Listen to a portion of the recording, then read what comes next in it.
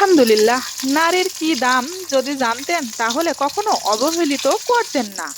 নারী যখন কন্যা তখন সে রহমত, নারী যখন বোন তখন সে আমানত, নারী যখন স্ত্রী তখন সে নেয়ামত, নারী যখন মা তখন সে জান্নাত। সুবহানাল্লাহ।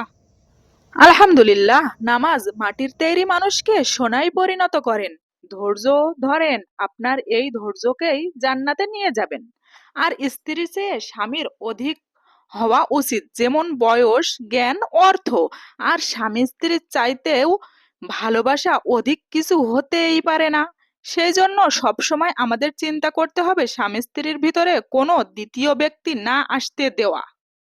আজকাল কাউকে কিছু বোঝানোর চেয়ে চুপ থাকা অনেক ভালো, কারণ জ্ঞানী থাকেন চুপ আর মূর্খ চালায় মুখ। কথাটি কিন্তু অতি বাস্তব। কোনো কাজ শুরু করার আগেই সর্বদা নিজেকে কিছু প্রশ্ন করা আমাদের জন্য বেশ উপকার। যেমন, আমি এটা কেন করতে চলেছি, এর পরিণাম কি হতে পারে, আমার সফলতার সম্ভাবনা কতটা।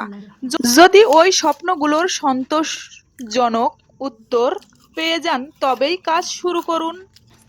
যাদের আপনি কাছের ভাবেন তাদের কাছে শুনতে পাবেন গোল টেবিলের বৃত্তেও আপনার গভীর সমালোচনা। যার সাথে রাগ করে আপনি বেশিক্ষণ থাকতে পারবেন না, দেখবেন তার সাথে